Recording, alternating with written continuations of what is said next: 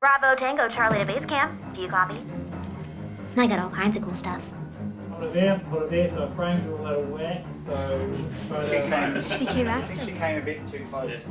There's more killer dolls, bigger fight sequences for sure, and bigger sets and cooler sets. Gerard wanted to make Megan's world bigger, and he wanted to raise the stakes of what she would encounter. And the interesting thing happened around about the time M3GAN came out, and we were thinking about the next story, ChatGPT came out, and everyone was faced with this reality that AI is not going anywhere. Therefore, maybe we should start figuring out if there's a way we can live with it. And that's really the inspiration for the story. It's like Megan's not going anywhere.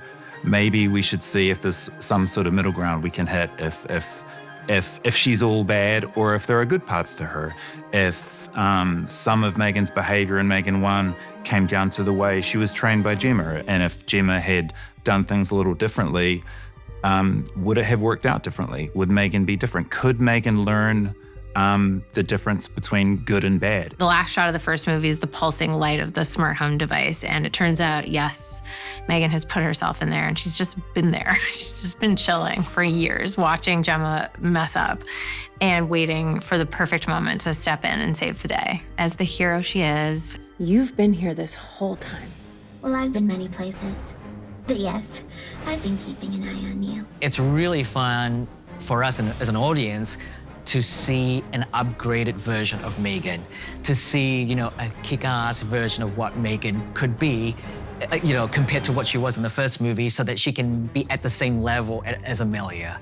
And for me, a big part of the fun and humor in the second movie is just watching M3GAN kind of go through her evolution and the way we upgrade her and the way the things that she learned in this movie as well and things that she had learned in the first film and how she uses, all of this and how she put them into practice in the second film. Amelia,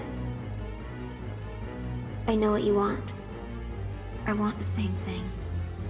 I don't see her as a psychopathic robot. I see her as somebody who is trying to understand her own identity, her own wiring, and trying to understand why she was put into this world in a way that is quite cruel and traumatizing. Why she has the limits that she does. And so I don't see Amelia as a psychopath at all. Or rather, the psychopathic parts of her exist for a reason. Throughout the storyline, we see her beginning to question her own autonomy.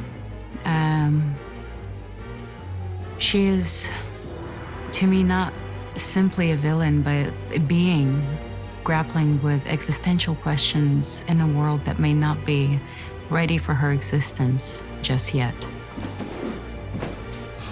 Jesus, she's right. There's stray commands all over the source code. So Katie loved M3GAN in the last one. They had a very, very big friendship, and it was very hard for Katie to get rid of M3GAN. But in this movie, everyone's telling M3GAN is nothing more than a bunch of ones and zeros, but Katie doesn't think that's true. She thinks that the relationship is totally real, and this voice inside keeps telling her that. And they need to get M3GAN's help to help them defeat Amelia. And I think Katie's actually very happy to have M3GAN back on the team. You'll see that in the film. M3GAN is creepy. She's even creepier. The fact that she can do all of the things that she can do now make her just even more uncanny. Amelia is terrifying, genuinely scary. The menace you feel coming from her, that is really just turmoil being rendered as menace, is very real and formidable. What the hell is this? You put me in this plastic Teletubby? Prove you can be trusted, maybe we'll give you an upgrade. When it came to designing M3GAN 2.0, we didn't really want to lose what people loved about her. We played around with different hairstyles and looks and things like that, but ultimately we felt like anything that moved too far away just didn't feel like M3GAN. So we were very careful to retain all of those things that made audiences fall in love with her in the first place. But what we thought we had an opportunity to do here is to try to show how she could be more sophisticated and more refined, and a part of that is her expressions and her even her lip sync. So Adrian brought on Mark Satrakian, who's a bit of an animatronics, robotics kind of whiz, and he has this software that he built himself, and he was able to take all of Megan's lines and you know, recalibrate all of her functions so that she would actually have a much closer lip sync this time. So, you know, we kind of managed to just get even further into the uncanny valley with what Megan can do this time. When I first saw Ivanna's audition tape, I was blown away. She has this chilling ability to capture curiosity in a controlled and mechanical way. When we were looking for who was going to play Emilia, it was really difficult because we wanted her to be as iconic as Megan, and you know, but not in the same way, and almost like a dark mirror to Megan in many respects. And we really found that in Ivanna. She has this incredible intensity to her and emotion as well. And what was really funny is she brings so much to her character. She feels things so much. She can't help but kind of start crying when she's performing, but robots don't cry.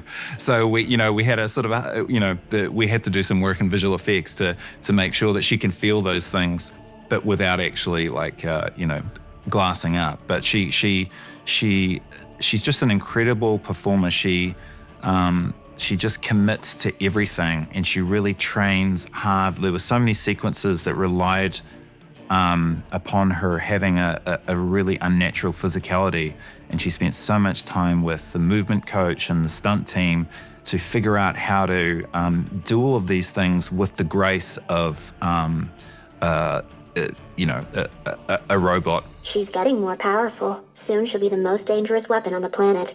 Oh my God, Ivanna Ivanna's amazing. Unreal. She's so pretty. First of all, yeah, she's really pretty, and also just so nice and warm and loving, and great vibes from her, and like full of empathy. And then as this robot, she is at times ruthless, like totally like a mercenary, and just has like is just deadly, and then also filled her with so much pathos that like you end up feeling things for this robot that, like Megan, you don't know that you can, emotions that you don't think would be conjured by an interaction with her. And that's all thanks to the power of Ivanna's performance. And often she would be brought to tears playing Amelia, and just perfect. Yeah, which is she perfect. She was Amelia. Except we had to CGI the tears away because robots can't cry. So, but that's how like aligned she was with what Amelia was going through. I mean, her performance, and that is setting aside all of the physical things that she had to do in this performance, which were insane. And she learned all of them, and she was a total badass. And it doesn't maybe look like it from the outside, but those costumes were not easy to move around in, and she just killed it. She did amazing. Yeah. I was so impressed by Allison's ability to lead a film and also be such an incredible producer. It's like her love language is problem solving, and the way that she makes you feel understood and seen, the way that she is doing everything she can in order to make you feel invited and welcomed and taken care of is really moving. I've never seen an actor who's also in a role of a producer be so present in both of those roles. Allison Williams, oh my gosh, she is amazing. Just amazing producer, amazing actor, a lovely co-star, and the amount of care that she has for everybody, the crew and cast, is insane. Like, I had this really hard breathing scene where I was like breathing very heavily, and after they cut, she was like, sit down and we're gonna get you some water. So she just cares for everybody, and she's an amazingly talented actress. When it came to the dancing, the whole joke, we had this, I had this funny idea that obviously the audience really wants to see Megan dance again, but I didn't want to, do the exact same thing we did on the first movie. And so it became a thing of how do we do this again, but in a way that's kind of a surprise. So I came up with a scenario that Megan is dressed, she's a robot, she's at this AI convention, and she's essentially a robot dressed as a human pretending to be a robot. And what ends up happening is she's wearing an outfit of one of these performers, and she ends up being caught in the spotlight and realizing, oh, she's expected to kind of dance, and she really doesn't want to dance. But in order to not give herself away and draw too much attention to herself, she has to dance. But in this scenario, we wanted to do a very specific kind of, we wanted to do like a robot breakdance. Miss me?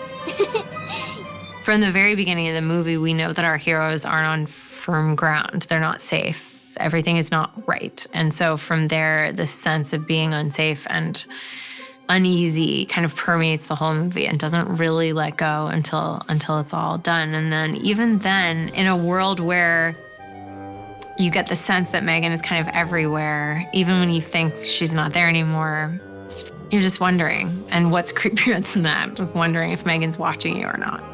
She is. The movie touches on, a lot of the themes that is very relevant today, right now, as we're moving into a whole new world that we're not really sure what it's going to be like. And we're just jumping headfirst into it. And so there is obviously that cautionary tale that comes with that.